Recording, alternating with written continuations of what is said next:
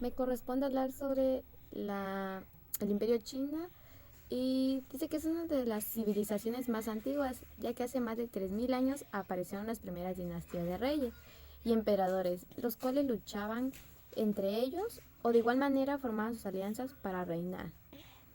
Por imperio chino se entiende un extenso periodo de la historia de la nación china bajo el gobierno de un emperador. Este imperio se extiende desde la dinastía Qing, que fue del 2000, no, de 221 a.C.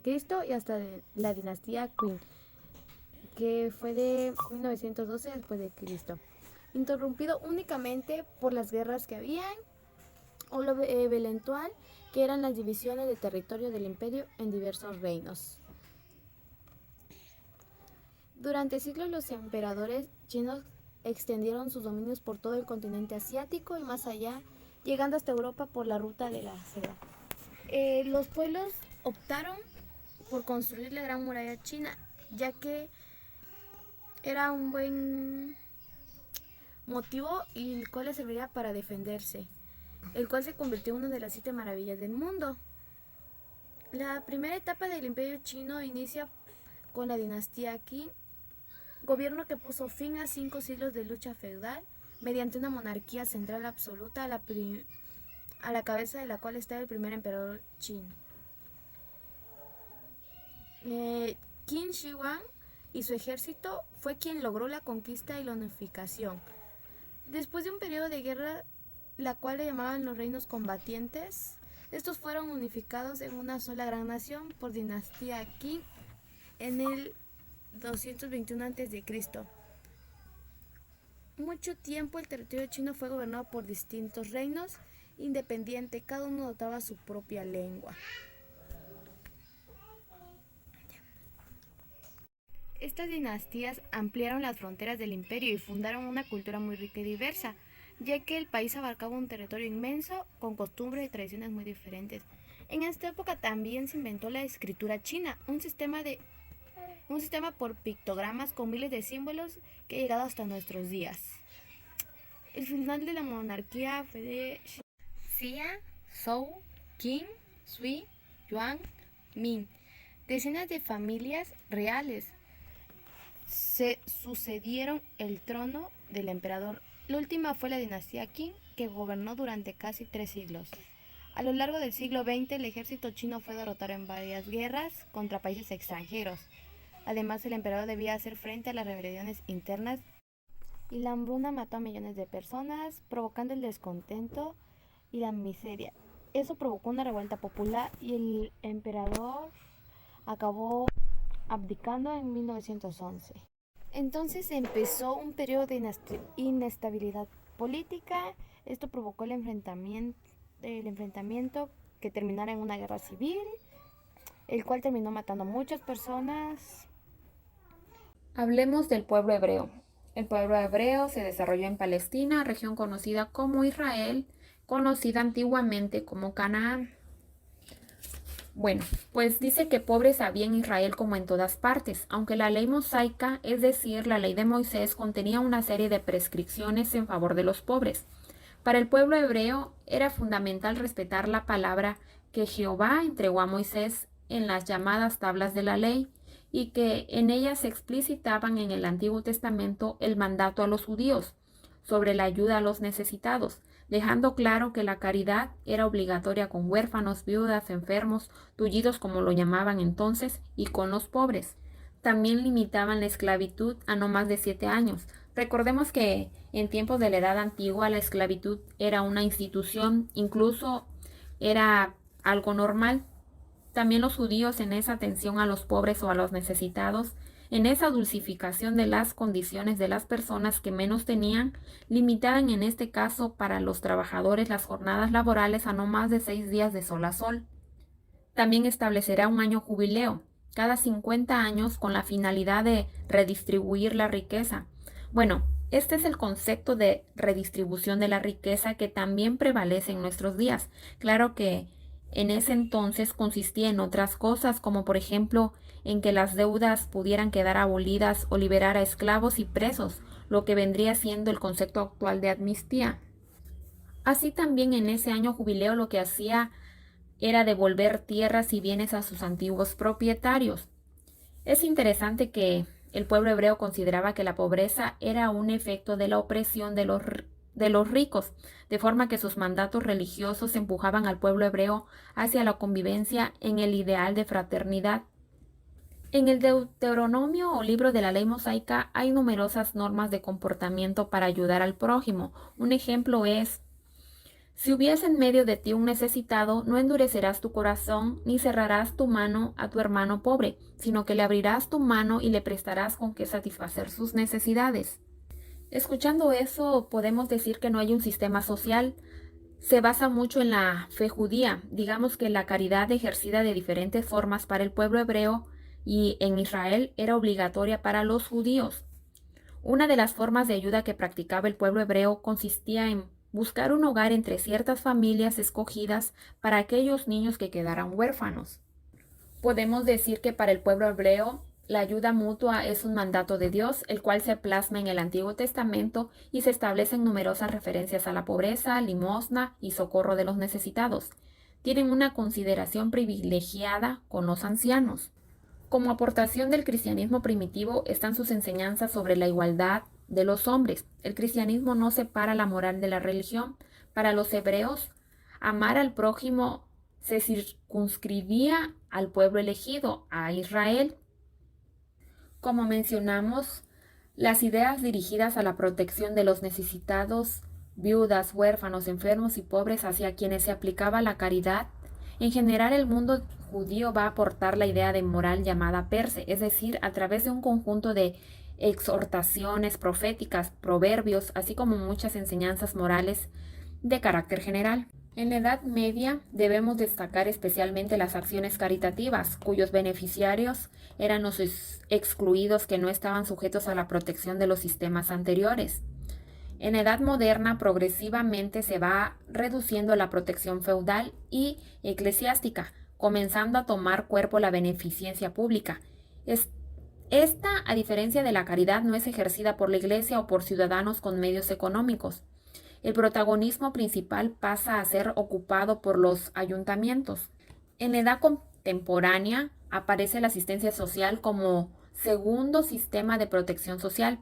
El Estado empieza a ocuparse de los pueblos pobres, marginados, como una obligación inherente a su propia concepción y no como una tarea residual. Y continuamos con Grecia. La historia antigua de Grecia se divide en 3 etapas: arcaica, clásica y helenística. En la época arcasia, que es del siglo VIII al siglo VI a.C., en este periodo se consolidaron las polis, ciudades-estado independientes con su propio gobierno, y se produjeron las colonizaciones, migraciones de griegos que se establecieron en las costas del Mar Negro y del Mediterráneo, extendiéndose así a la cultura griega. En la época clásica, que es del siglo V al siglo IV a.C., fue el periodo de mayor esplendor de las polis griegas. Los persas intentaron invadir Grecia y se enfrentaron a los griegos en las guerras médicas entre el año 490 a.C. y hasta el año 480 a.C., en las que vencieron las polis griegas. Al término de estas, Atenas se convirtió en la polis más poderosa bajo el gobierno de Pericles. La rivalidad entre Atenas y Esparta provocó la guerra del Peloponeso en el año 431 a.C. hasta el 404 a.C., en la que Esparta logró la victoria imponiendo su hegemonía. En la época helenística, que es del año 338 a.C. hasta el año 30 a.C., Alejandro Magno, rey de Macedonia, sometió a los griegos y conquistó el imperio persa, formándose un gran imperio que se extendía desde el mar Egeo hasta la frontera con la India. A su muerte, sus generales se repartieron el imperio y crearon las monarquías helenísticas, que fueron finalmente sometidas por Roma. Y continuamos con su acción social. Aquí vimos que las personas se dividían en 2 categorías sociales: los ciudadanos y los no ciudadanos. Los ciudadanos, fuesen ricos o pobres, eran los únicos que podían participar en la vida política y estaban obligados a pagar impuestos y servicios en el ejército. Y los no ciudadanos eran los extranjeros, esclavos y mujeres que no podían participar en la vida política ni ocupar cargos públicos. Vamos con la civilización romana, donde veremos las etapas evolutivas y su historia de la acción social. La civilización romana nació en la península itálica en el siglo VIII a.C. La península itálica estaba habitada por diferentes pueblos, entre los que destacaban los latinos en el centro y los etruscos en el norte. Las costas del sur y la isla de Cilicia estaban dominadas por los griegos, la Magna Grecia. Los romanos explicaban la fundación de Roma por medio de la leyenda de Rómulo y Remo en el 753 a.C., pero la ciudad surgió de la unión de varias aldeas habitadas desde mucho antes, existentes en las colonias a las orillas del río Tíber.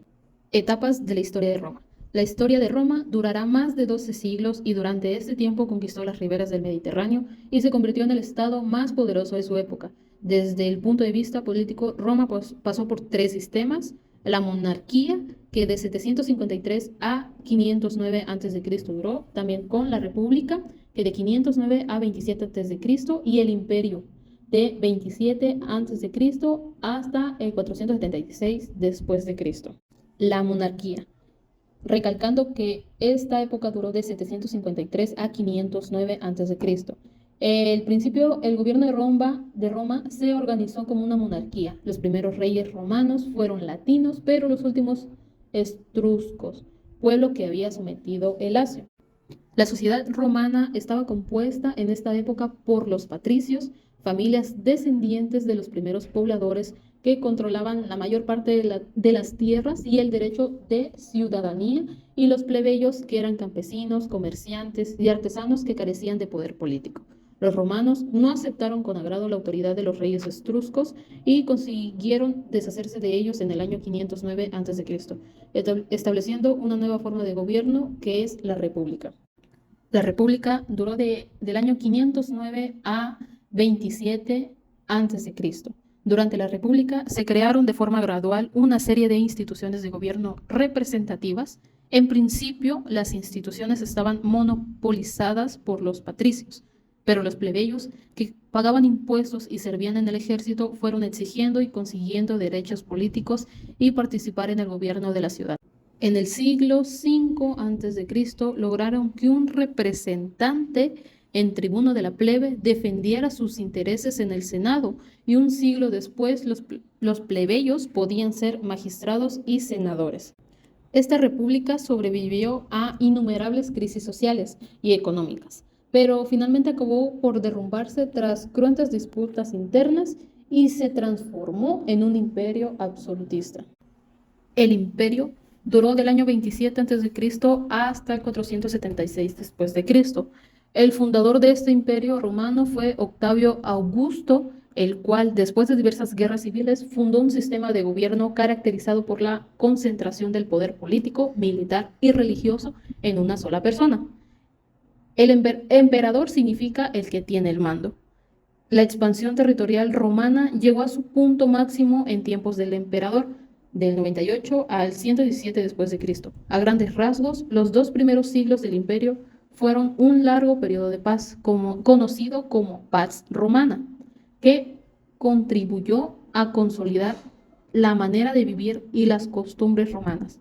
El inmenso territorio bajo el dominio romano se mantuvo gracias a una red de ciudades unidas por carreteras, nombradas vías, por las cuales circulaban los ejércitos, los productos y las personas. El último soberano quien gobernó el Imperio Romano fue Teodosio el Grande, que a la vez fue gobernante de la mitad occidental y la oriental del Imperio Romano, en las que impuso el cristianismo. El emperador Teodosio impuso en su testamento que el imperio fuera dividido entre sus hijos.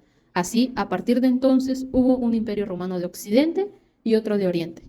Este periodo finaliza con la caída del imperio de Occidente en manos de los invasores bárbaros en el año 476. Y aquí veremos cómo era su organización social en Roma. En los primeros tiempos, la sociedad romana estaba dividida entre los patricios, los clientes, los plebeyos y los esclavos. Los patricios eran los más poderosos, grandes propietarios de tierra. Eran los únicos, entre paréntesis, digamos, ciudadanos romanos que podían votar y ser elegidos para cargos públicos y religiosos. Los clientes eran extranjeros que se ponían bajo la protección de un patricio, recibiendo ayuda económica y protección judicial. El cliente pagaba estos servicios con trabajo y participando en la guerra junto a su protector. Las familias patricias se enorgullecían en tener grandes clientelas. Los plebeyos eran los miembros de la plebe, el pueblo. Este grupo social estaba constituido por los extranjeros y los clientes que habían dejado de gozar de la protección de los patricios. Eran hombres libres pero no ciudadanos. Estaban excluidos de la vida política y religiosa y les estaba prohibido casarse con miembros del patriciado. Los esclavos eran prisioneros de guerra, se dedicaban a las tareas más pesadas y carecían de todo derecho. Los plebeyos lucharon por sus derechos y a lo largo de los siglos que duró la vida republicana fueron logrando notables conquistas sociales, políticas y económicas. Los romanos crearon grandes espectáculos públicos bajo el lema pan y circo, es decir, que mientras el pueblo no le faltara ni el pan ni la diversión, no había peligro de revueltas populares.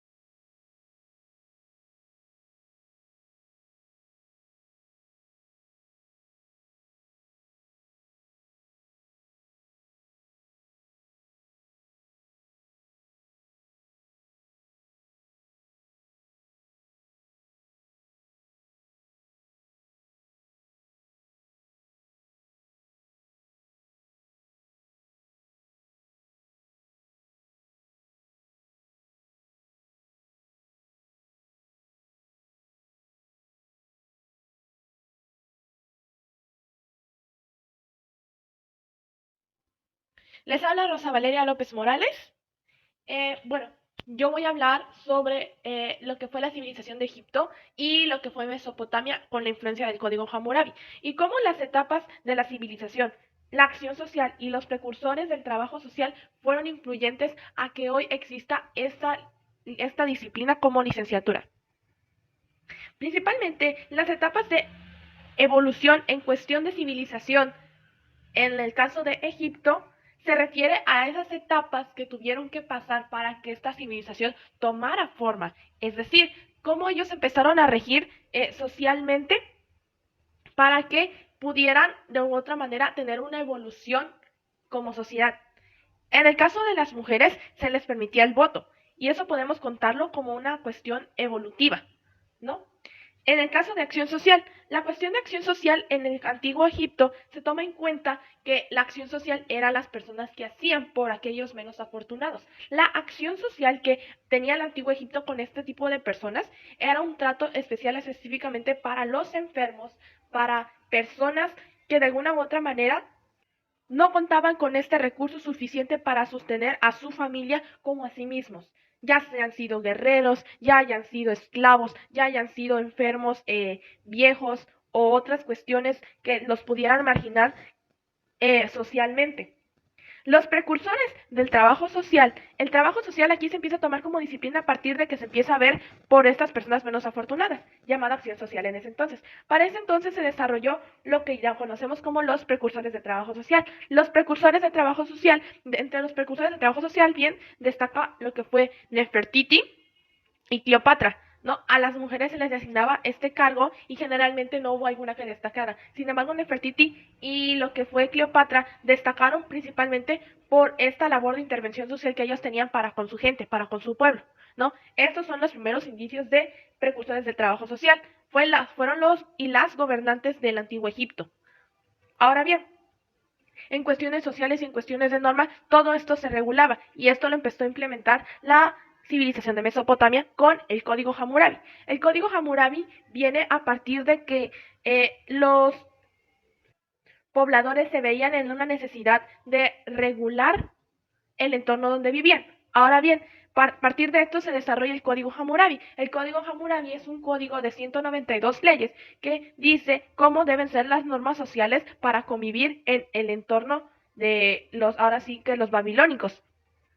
Esto puede contar como etapa evolutiva de la civilización, es decir, al ver los primeros habitantes de lo que fue Mesopotamia veían que no tenían alguna regularización en cuestión social, por tanto, como normas evolutivas se toma en cuenta el diseño de normas que fue lo que hoy conocemos como el Código Hammurabi. La historia de acción social es lo mismo. Egipto implementó otras maneras, por ejemplo, ayudar a los necesitados. Ahora bien, la historia de acción social que implementa la civilización de Mesopotamia es que a partir de que cierto estatus poseía la gente, a partir de estas mismas cuestiones de estatus, de familia, de posiciones sociales, fue de que se empieza a diseñar la acción social y cómo intervienen para esas personas que no son tan afortunadas. Y empieza también ahí, les daban comida, contaban con recursos económicos, de alguna u otra manera les daban ese apoyo y ese asilo para que estas personas que no eran tan afortunadas pudieran desarrollarse de una manera más competitiva y logrando que su reino estuviera en su máximo esplendor. Los principales precursores del trabajo social en lo que fue la cultura de la Mesopotamia, en la civilización mesopotámica, no destaca en sí alguno. Sin embargo, se le atribuye esta regulación de normas sociales al rey de Babilonia, ¿no? De Mesopotamia. A partir de esto, fue de que empiezan normalmente las normas hacia el trabajo social.